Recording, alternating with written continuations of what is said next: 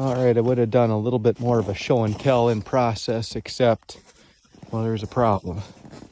That thing up there is going that way really fast. But explanation of what today's attempt was. Now it feels a lot warmer. It's still 2 below zero, but there's no wind.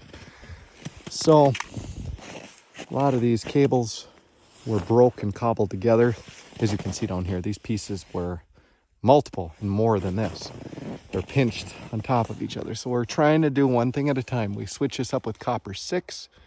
Each one of these brackets we took apart. I filed and I brushed to polish them. And then when I put them back with the copper underneath it, I put that OxyGuard paste between it so that there's hopefully no issue with that. And then again, wherever I put them onto the guy wires, I did brush them and then I put the paste down. So at this point, the copper ground rods are too hard to get at because it's frozen ground. So what I did is I left plenty so it won't touch anything, but plenty to safely get down to attach to the ground rod on all 3 legs, so that all 3 legs will be redone with their grounding. Is this going to fix it? Well, with my history, probably not, but it needed to be done. So we'll call it a worthy project. The other thing we had was on the legs here is this cable itself was just wound through a regular cable, galvanized type of cable, through the buckles, okay?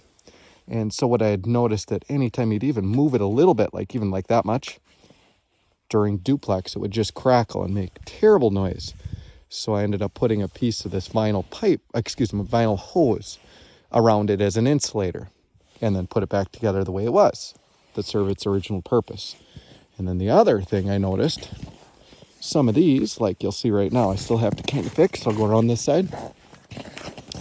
If one guy wire was making contact with the second, even after the grounding, if it would do like this, just a little less movement as you get sometimes in there, that little bit would create like an arcing crackle.